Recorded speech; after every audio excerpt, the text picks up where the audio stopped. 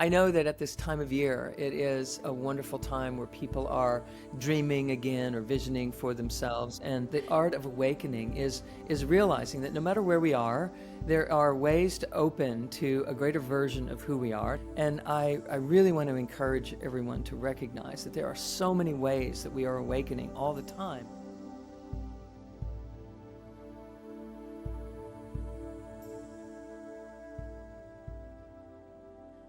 Hello, hello again. Welcome to the Art of Awakening podcast. I'm your host, of course, Dr. Sue Morter. And today we have a true pioneer in spiritual transformation. But more importantly than that, we have with us one of my dearest friends on the planet. I'm so thrilled to bring to you Reverend Michael Beckwith. I'm worth a lot. You're worth a lot. He's the founder of Agape International Spiritual Center and creator of Life Visioning Process. And I know that most of you probably know who he is, but I just want to say those few things about him, as well as you might know him from The Secret and his powerful appearances on Oprah, and or through his transformative books like Life Visioning, Spiritual Liberation, and Transcendence Expanded.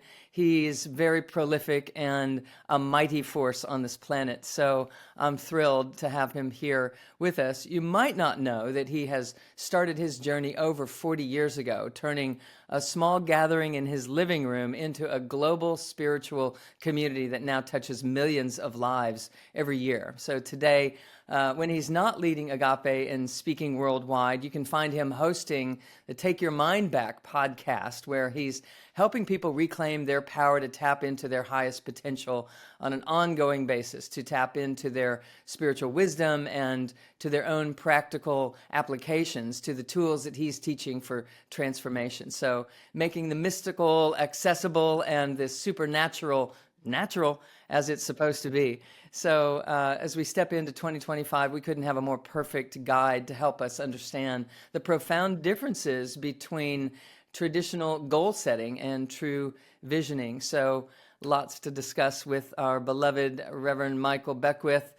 Welcome, dear friend. Welcome. Thank you for the invitation. And it's always good to dance with you. Whenever we get an opportunity to dance together, it's always beautiful and wonderful. So Yes. thank you for the invitation. And Yes. hey, life is good. Yes, it is. I would love to just, chat with you, just about like, hey, what's going on, what's happening in your world these days, and these types of things. And I also want to bring forward some of your brilliance and your expertise for people in these moments that we have together. So I'd love for you to just share a little bit about your idea about awakening and what role visioning and visualization and those distinctions, what it all does to play together in terms of an awakening humanity. We're hearing these words a lot. So, what's it mean to you? Right. Well, when we use the word awakening, we're talking about awakening to who and what we really are before we were imprinted by the world of effects and experiences and interpretation of experiences that happen to us. As a spiritual being having a human incarnation, we are a whole dynamic idea of infinite potential, but we've gotten lost in the sauce of thinking that we're just merely human, or we got lost in the sauce of things that have happened and we take on lesser identifications. We identify ourselves as the things that have happened to us, or Mm, where we have come from, or where we were born, or what our titles are, and those are temporary things. And so waking up is actually coming back to and awakening and remembering our real identity. So it's often, to simplify that, sometimes it is said that there are three levels of awakening. Of course, there are many levels of awakening, but simplifying, we would say that when you go to sleep at night, when you wake up in the morning, that's one level of awakening. You're awakening from a dream state or another state into this human simulation.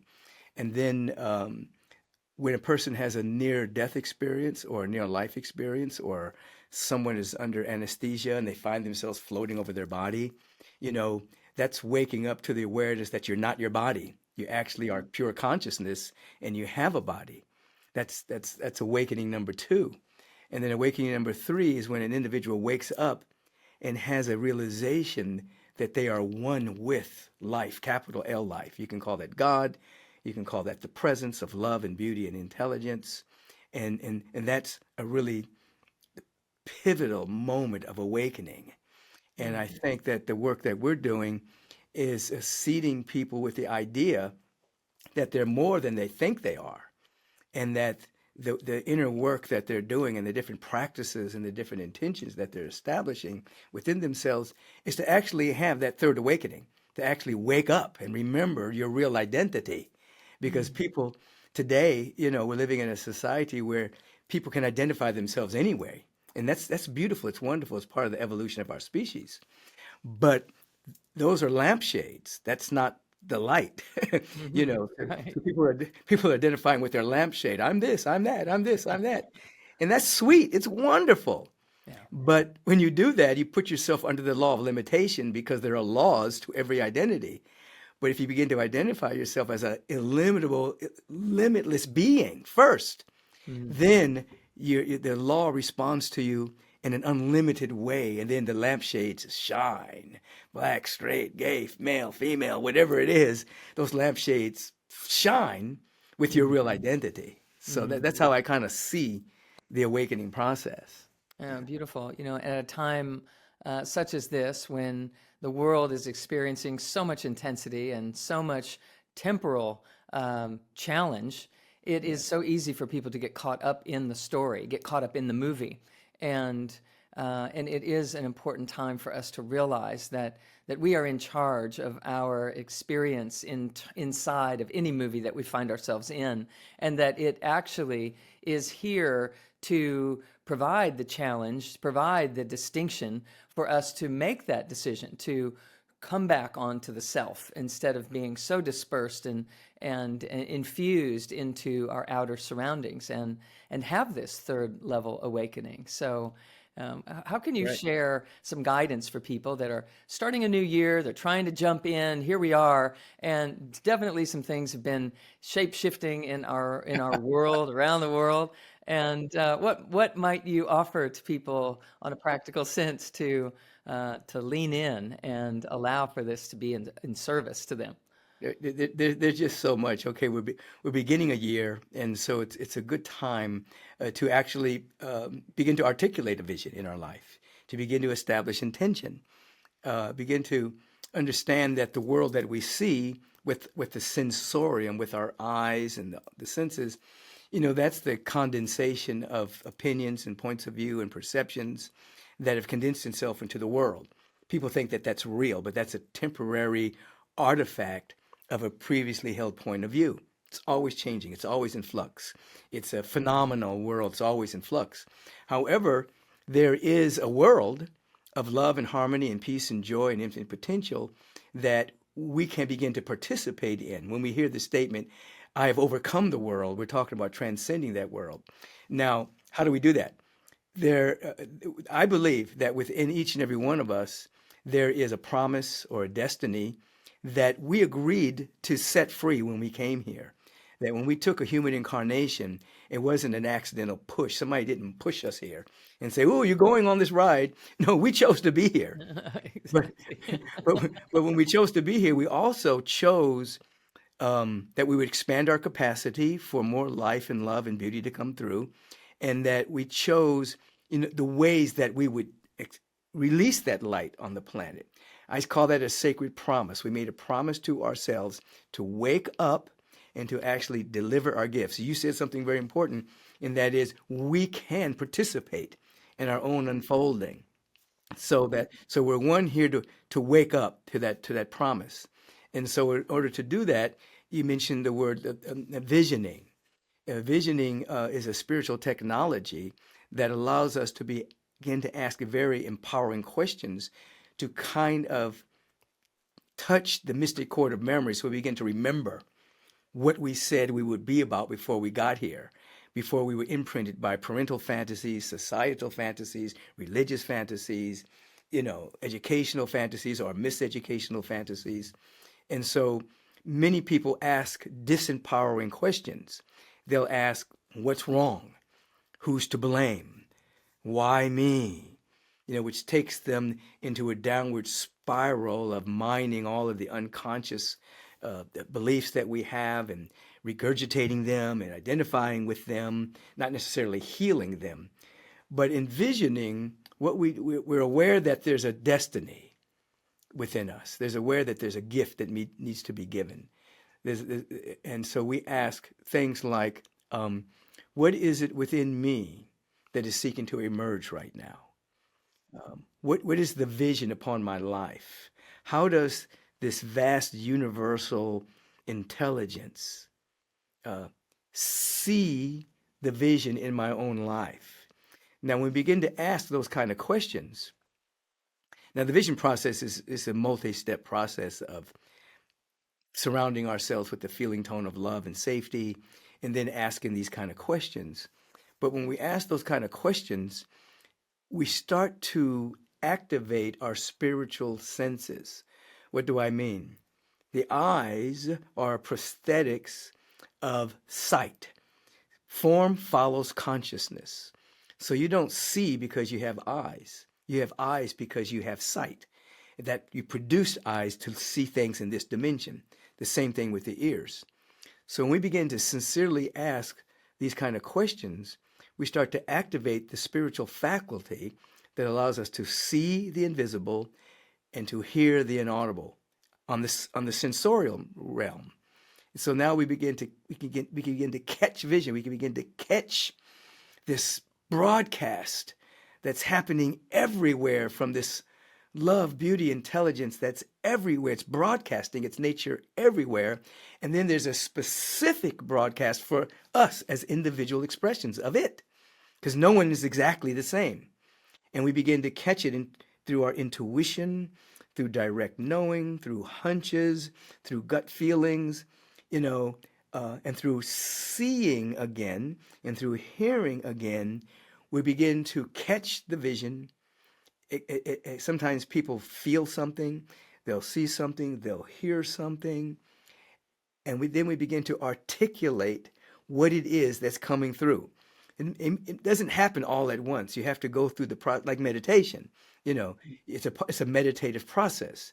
You go through it, and then even when you're not in the vision process, in your dream state, the moment you're not thinking, the moment you're daydreaming, it begins to dawn on your awareness. Oh, here it is. Years ago, I had a vision I had a number of visions about starting a spiritual center. I sought to, I was kind of resistant of it, and but as I kept throwing myself open and surrendering myself to my destiny, it would come harder and harder and harder until eventually I couldn't deny it. Plus, it began to shrink the environments that I was in so that I would have to say yes to it. But after a while, the vision became more real than anything. And out of nothing, out of no money, no place, a group of people in my living room began to see it, articulate it, feel into the frequency of it, so that we were the vibration of it before there was any building, before there was any people, before there was any invitations. So then that became the law of our life. And the other things started to show up. Here's where we're going to meet. Money started to come, et cetera, et cetera, et cetera. So when we speak about the vision process, it is not the same as visualization. Visualization is very important in our evolution in order to re-enchant the imagination, so we're not living under the spell of worst case scenarios. Every time something happens, we begin to imagine the worst thing that could possibly happen. And then our imagination is then misused to bring about experiences that we don't want, because the mind has been overly interested in what bad thing can happen. And the law doesn't care about what you want; it only cares about what you're interested in. So if Right. you're interested in this not happening, it doesn't know not happening. It just knows this is what you're interested in. Yeah, this is what you're focused on. Right. So visualization re-enchants the imagination, so we can begin to clearly see and feel what we really want. Sometimes it's an immature wanting. We have to evolve. Sometimes it's a soul desire. But eventually, whenever we're visualizing from a limited paradigm. It is something that we know. I want this kind of car. I want this kind of house. I want this corner office at this job. But it's still within, it's beautiful, but it's still within limitation. Visioning, you're actually asking a question that takes you out of your limited paradigm because you're not telling it what you want.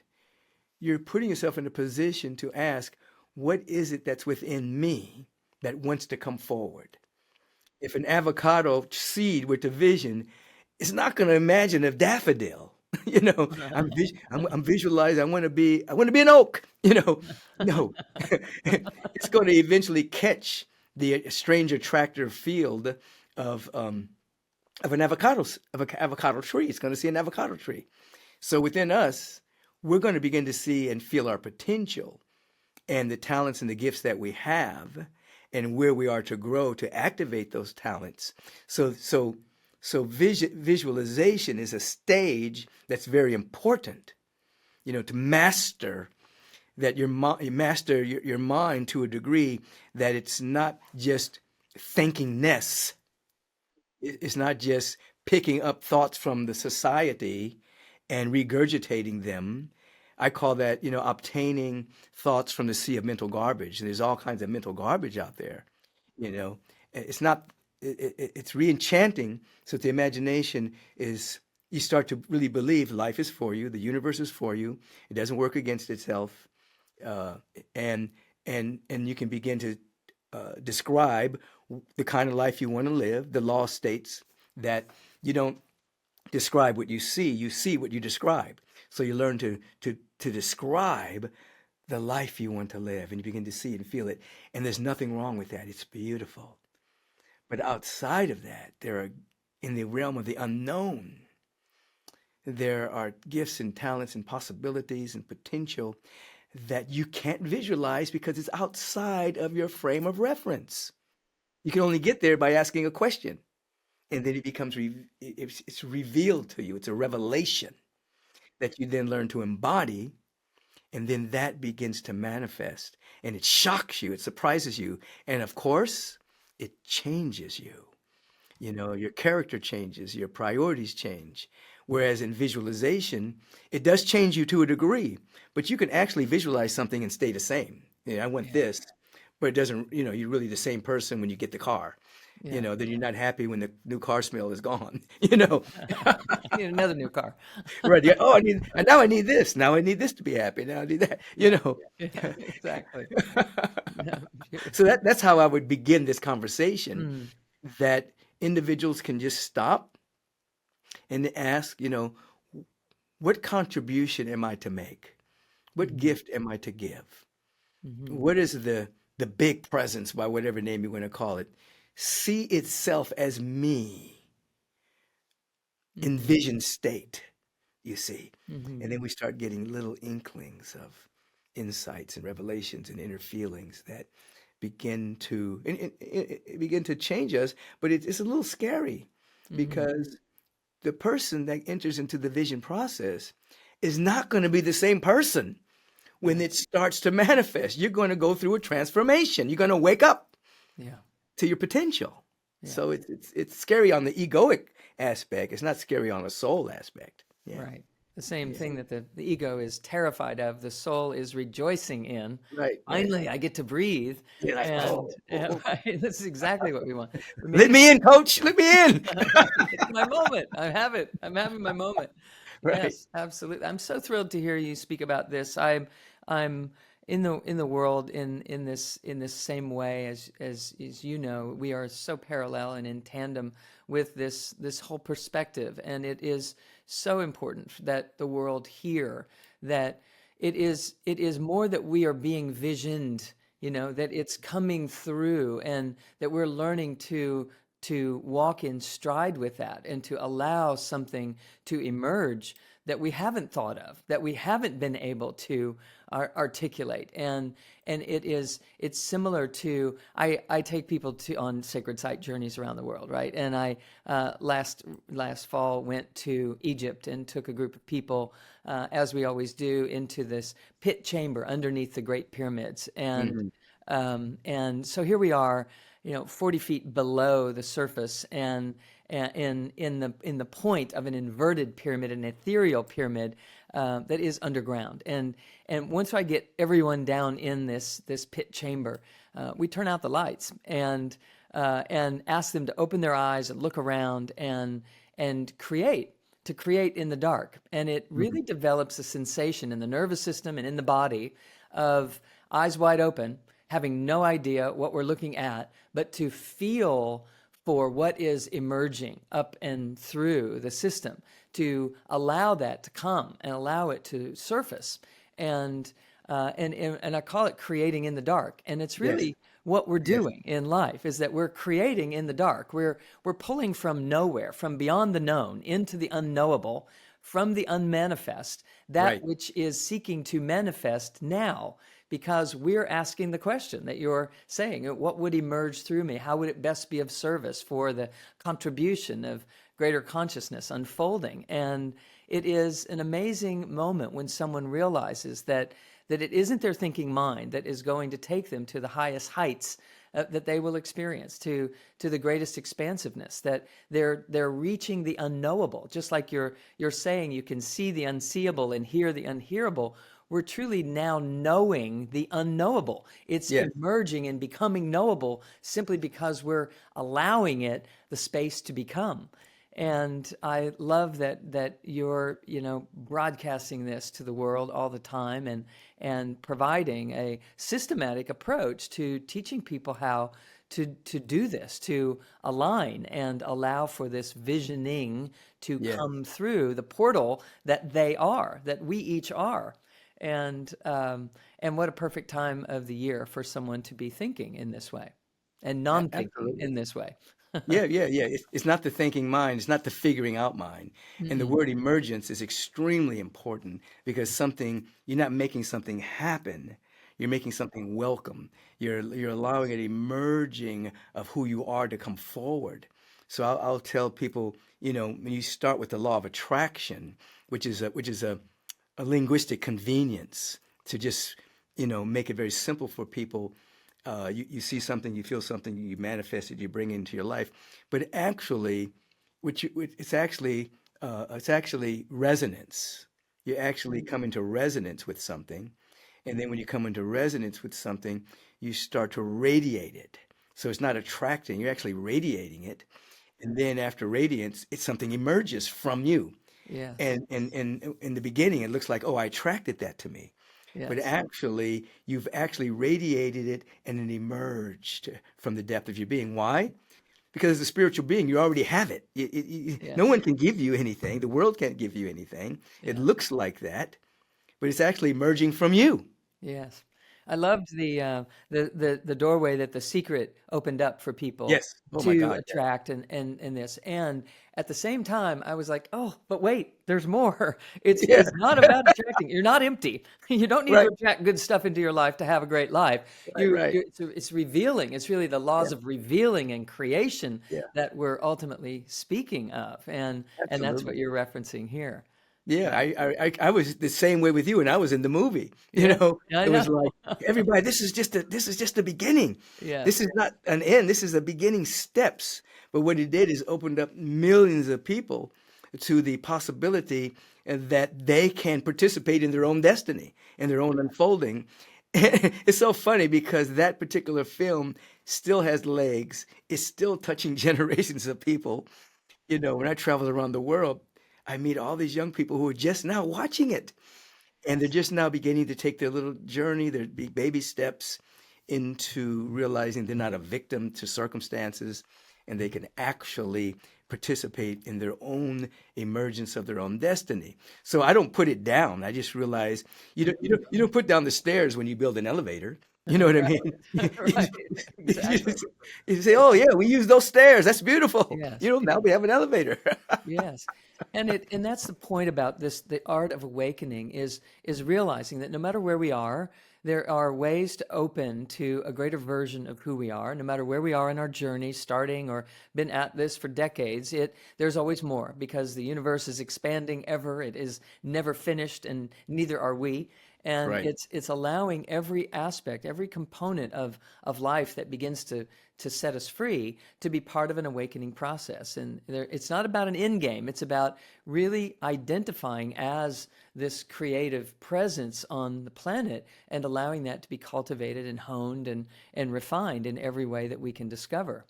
Yeah, there's continued unfoldment. Just as you said, the universe, which multidimensional universe, cosmos itself, which is the outpicturing of the intelligence and order of this beautiful love, intelligence being that's everywhere. It's always expanding. And even when there's a little tiny contraction, it expands more. And so we are made in that same image and likeness. You see, we're that same fabric of reality. So our thing is to participate in our constant unfolding. And that's where bliss and ecstasy is. When you're constantly becoming more yourself, not just getting things, but you're being more of yourself. That's bliss. That's ecstasy. That's beyond pleasure. That's a whole different frequency of vibration. Pleasure gives you dopamine. Somebody will get something, they like this thing, and for a moment you have a dopamine rush about it. But happiness and joy and bliss, that's serotonin. That's different. And sometimes an individual can go into pleasure, which blocks their serotonin, so their pleasure ends up making them unhappy. Yeah. But so Exactly. your permanent happiness and joy is in self-discovery and emergence of who you are, and there's pleasure there as well. Hmm. But the pleasure is in becoming yourself more and more and more and more. You see, but it's not just I'm a pleasure seeker. It's I'm actually seeking to wake up, and then there's pleasure in that, and bliss and ecstasy, and it's a whole nother ball game. But the sea of mental garbage that's on our televisions will lead you towards materialism and pleasure seeking, but not necessarily lead you towards transformation and becoming the next great version of yourself. So people get stuck in a loop of excitement, depression, excitement, depression, excitement, depression, rather than ever evolving into deeper rhythms of happiness and joy, which comes from self-discovery and self-embodiment and and that activating that divine knowing. Yeah, being present, being in the present is such a beautiful way to begin opening that doorway, just to learn that you are pure presence and you can be that anywhere, anytime. You don't have to have any given set of circumstances to cultivate it or to generate it for yourself. Now, I know that people are going to be asking a question about, we talk about bliss and ecstasy and these ecstatic vibrations and these sensations that are beyond love and into these states of higher bliss. What can you share to allow people to begin to resonate there? How can they find such frequencies? What might they do to practice resonating in that realm? Because most people don't have a lot of experience Yeah, in terms of having those actual experiences, being dialed into those frequencies. They can talk about it, but right, how to be in it, how to be that. right. What I do is I invite people, in a meditative state to just remember any moment in their life where they felt all of their needs were met, they were safe, they were loved and supported. Just that deep feeling tone. To go back and it can be when you're a child, it can be any time. Now, if you can't remember a time, that's when you re-enchant the imagination. And you just imagine what it would feel like to have all your needs met, to be safe, to be totally loved and supported, and have a deep sense of peace. And then you go into that and you pay attention to that. Other things are going to come up in the mind. Oh, that happened so long ago, it's not happening now, or whatever. You pay attention to that and you begin to breathe and resonate with that feeling. And then you make your breath a talisman for a magnification. You tell yourself every time you breathe, that particular feeling of being loved, safe, protected, all needs met, etc., is expanding.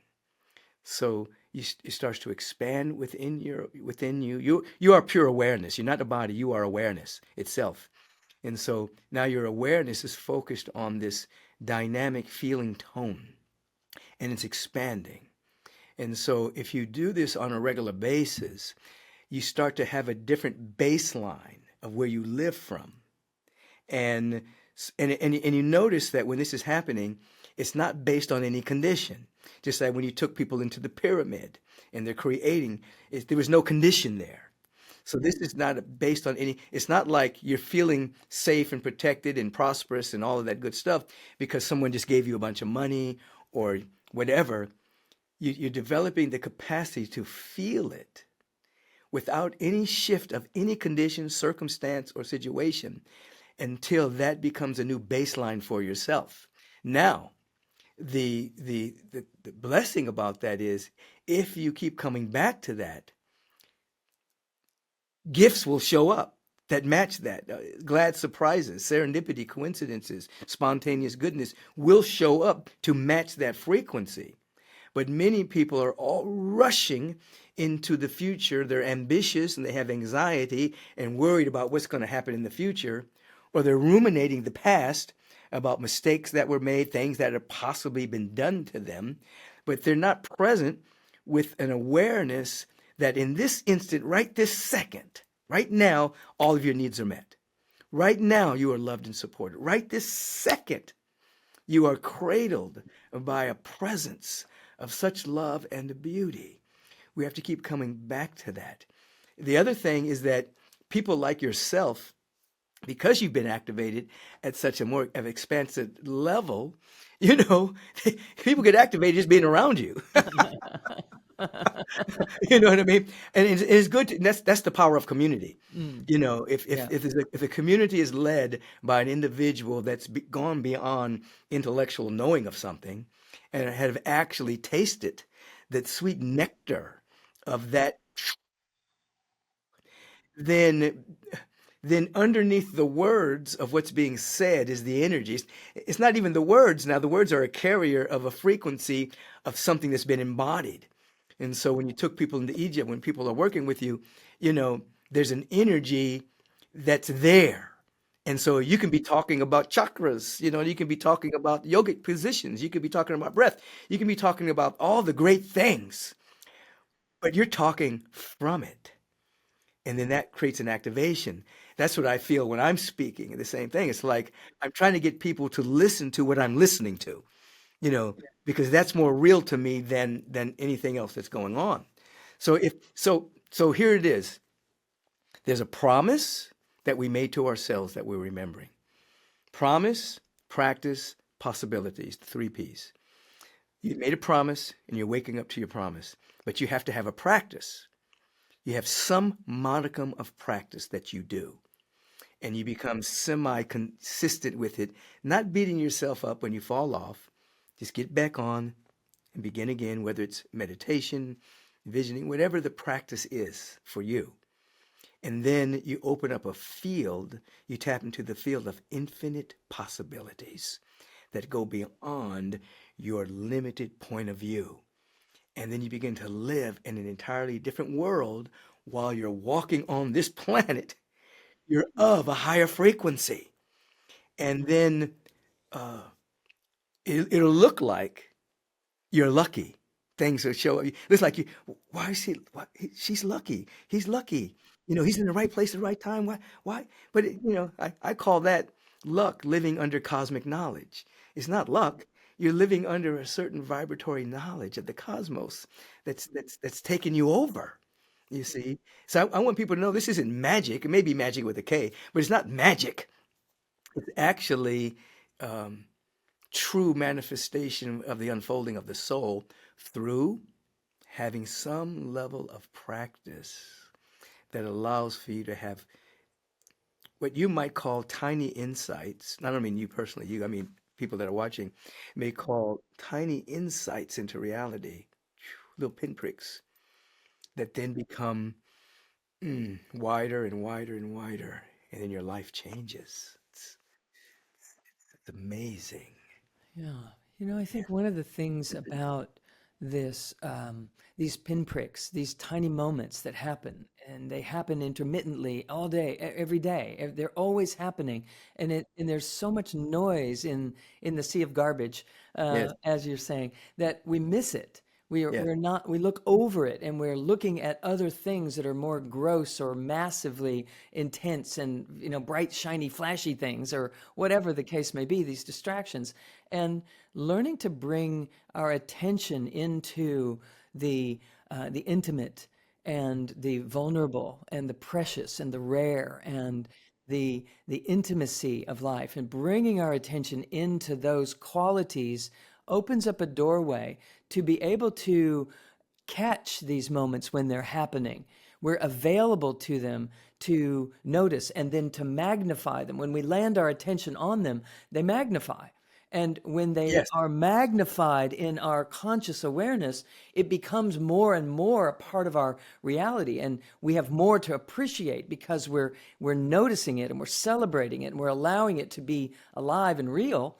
And pretty soon it starts to fill in all the gaps in between those little pinprick moments. It fills in the space in between, and a new reality reveals itself one pinprick at a time. It's yes. some people are thinking, I didn't have the big revelations. I didn't wasn't exalted up above the planet. I didn't have these revelatory moments where I was reborn in some way, and so it's never going to happen for me. It's not happening for me, and I really want to encourage everyone to recognize that there are so many ways that we are awakening all the time. And it's important that we dial into our own version and that we allow it to be valid.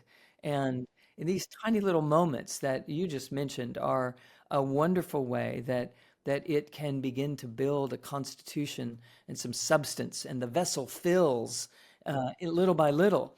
Pretty soon it's just running over because we're noticing these things of a different vibratory frequency than we're used to paying attention to. Right. I mean, you've said it all there. It's very powerful. There are so many things that occur in the course of a day that people do not pay attention to because they're not big and flashy, Yeah. but they're little insights.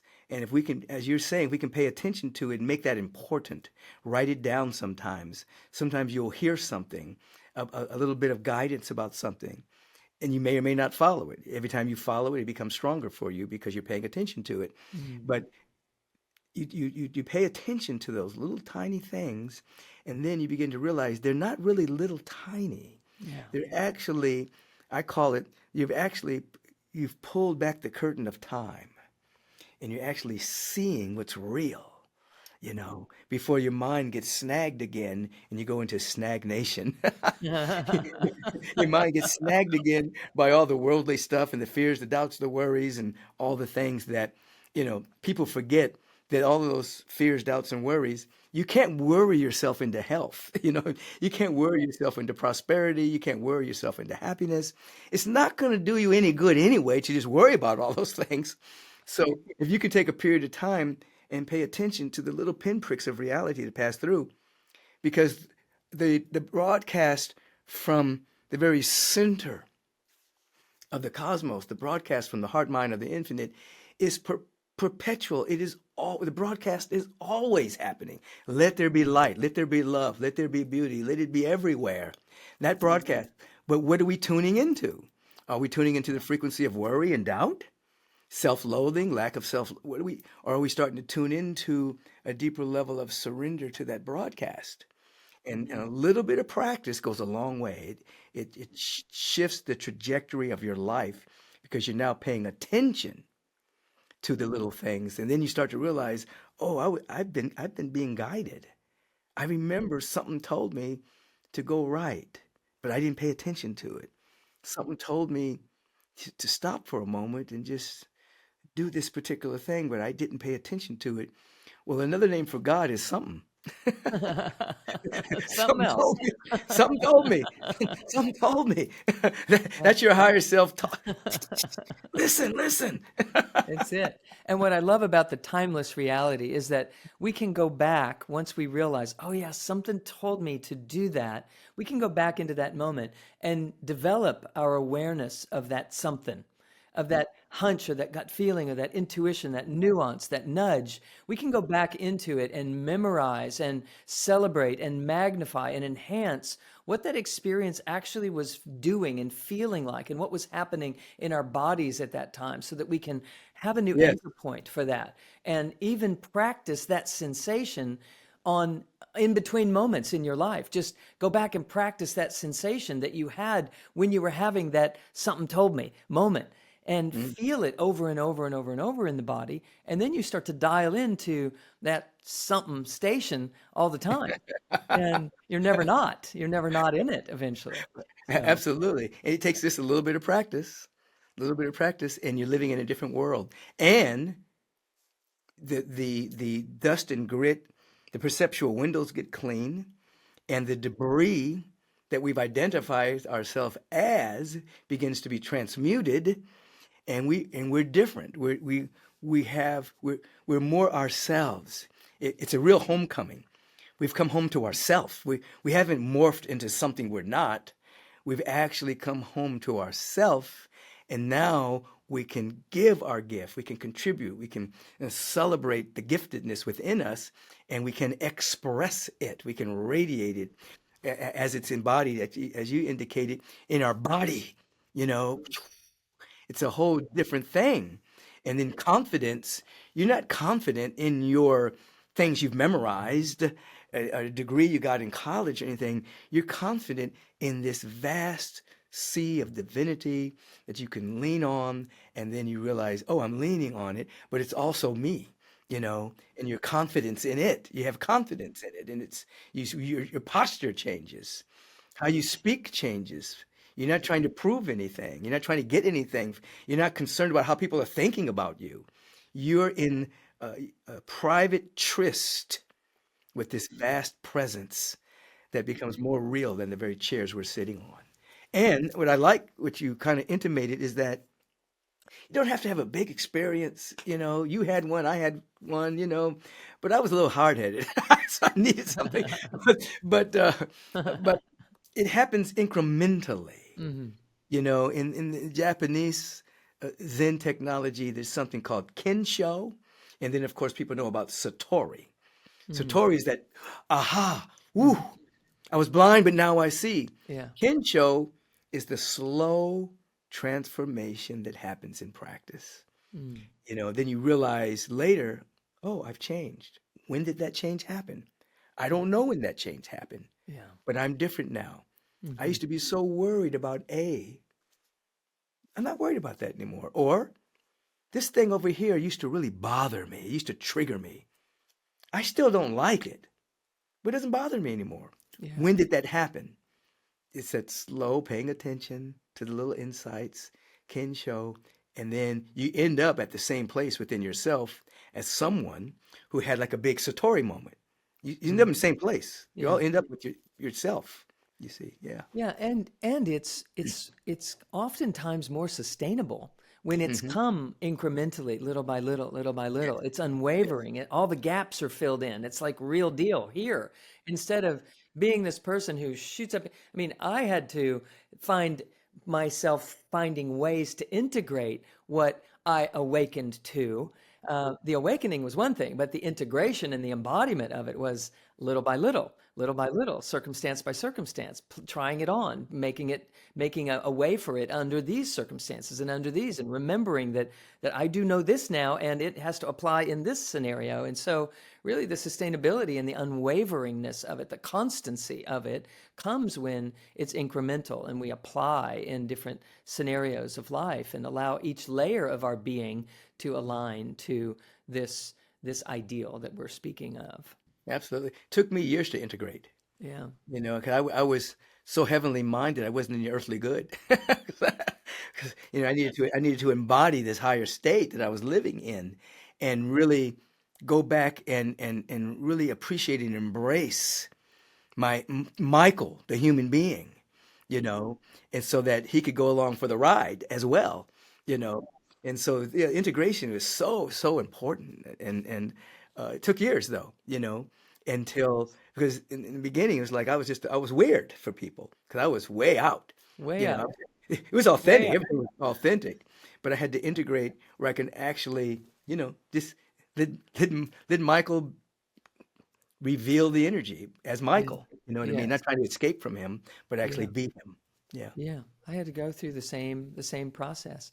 That kind of just brings into like one more question, if I can squeeze few more minutes out of you. Go ahead. Um, I know that at this time of year, it is a wonderful time where people are in this upliftment, renewal, and moving toward possibility and potential, and dreaming again or visioning for themselves. And in a few months, that's going to wear, and they're going to be back into distractions or disturbances, or be pulled magnetically into the outer world again. And I know that when we're pulled out and then we come in, and we're pulled out and we come in, that's actually how we erase the veil in between in and out, that there ultimately is no falling off the wagon. And if there is anything that you can share to be preemptive for people to know that it's part of the game, that they're not failing when they go back to some old habit or pattern, but that rather it's part of the integration process. If there are any words that you could share to allow people to feel comfortable that when it does happen, it's part of the divine order of things and it's okay, so that they don't jump back into self-judgment and crash what they've been really Absolutely. correlating right now. Right. One of the things that I would share is that even when it appears that you've fallen off and gone backwards, you haven't. You're just clearing debris that is unsustainable at your new frequency. So oftentimes people will speak about going deeper or higher, but there's no depth nor height in a universal presence that's everywhere. That doesn't exist. So the way I look at it is, we're awareness, and what we're doing is we're expanding our awareness. So it's like a cycle like this. If I had a blackboard, I'd go like this. Now, so let's say you're vibrating here, and you have an insight, and you're doing your practice, you're embodying it, and so your awareness has expanded. But now, when you're here, the other stuff, maybe self-loathing, maybe unforgiveness, maybe resentment, maybe whatever it is, it's not sustainable at this higher frequency. So it pops up to be released, and it feels like you're going backwards. You're not going backwards. You're releasing the ballast. You're releasing that which no longer serves you. The ego says, "Oh my God, I've fallen off. I'm not doing good anymore." Because it's not about feeling good all the time either. You know, you're actually releasing. It's called chemicalization. And then if you continue to sustain your practice, now you have a different baseline. Now you're more expanded. But every time that happens, it always feels like you've gone backwards, and it hits you at the place where you feel separated from the divine. Like if whatever that significant wound is, you feel that that's hasn't been healed, but you have healed it at a higher level, but it just doesn't feel that way when the debris is being released. I hope that's helpful. Yeah, yeah, yeah. So again, I would say to the best of one's ability, be consistent, doing a little something every single day, and have an inner intention to wake up, and in an intention to celebrate your continual awakening, because many people suffer from an intention deficit disorder. They don't intend anything, and so they just go about and react to circumstances. But intention becomes a rudder, and then you kind of intimated this in every circumstance, every condition, every situation. There's a life lesson there. Your soul has curated for you a lesson. Mm. It Yes. is looking like this right now. It's a blessing in work clothes. It's coming. And so if you if you can quickly ask, what's the lesson in blessing here, rather than I wish this wasn't happening, Right. then you quicken Right. the And release. yeah. And Yeah, we yeah, stay like singularly focused on the fact that everything serves. Everything is in great. support of my awakening. Everything, no exceptions. And No so exceptions. even when it's going awry or it feels like it's going awry, it's it to remain singularly focused of this is also serving, and it's my job is to be open to learning, in what ways.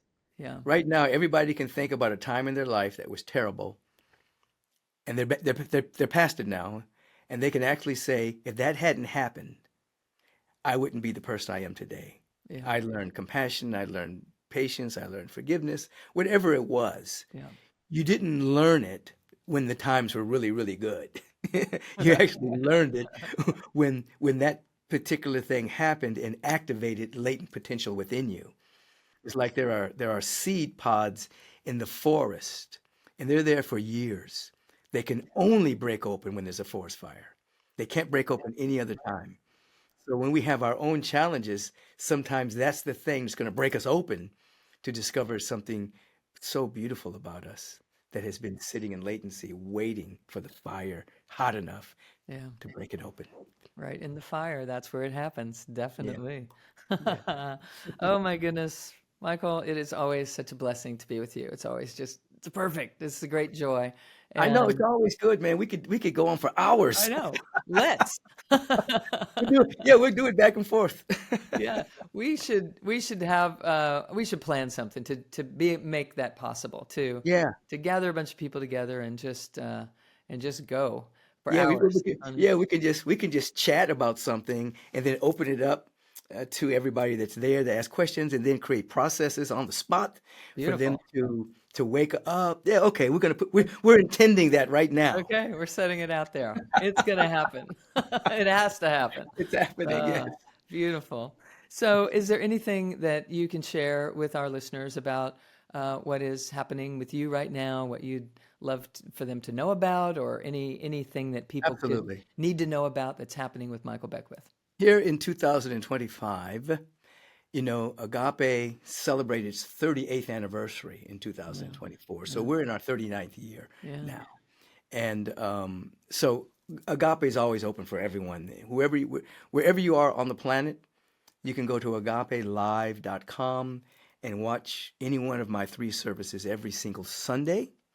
I'm starting a class on January 21st. It's a 5-week meditation 2.0 class. They can go to the website and actually register for that class. It's going to be a master class that precedes that. So those would be the two things. Obviously, you mentioned already my podcast, Take Back Your Mind, Mhm. which drops every Wednesday and Friday. Friday, I answer a question. Wednesday, I have a conversation like I had with you when you were on my podcast. So Take Back Your Mind podcast is available. Agape International Spiritual Center services are available, and my class will begin January 21st. It's a 5-week course. Mm, beautiful. Definitely something that people should plug into. It is wonderful to be in your space, and I would encourage everyone to be in your space anytime that they can be.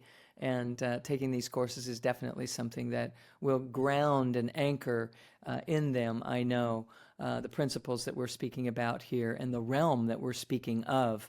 That's the point. It is home, and people need to find their way home. And I know that they can do it in your loving arms. So thank you for providing that always for people. Thank you for joining us here today on the Art of Awakening, and we're going to get busy creating this event Yes, we are. that it got born here just right Yes, now. yes, So yes, yes, yes. we'll be letting you know about that too. All right. So everyone that's watching, please do remember to subscribe and share this episode with someone who's ready to step into their greater vision, and we will be here in service for them as well. So until next time. I'm Dr. Sue Morter, and blessings to you all. Thank you again, Reverend Michael, for being with us today. Blessings, everyone. Absolutely my joy. Peace and Yeah, blessings. blessings. Namaste, all. Bye bye for now.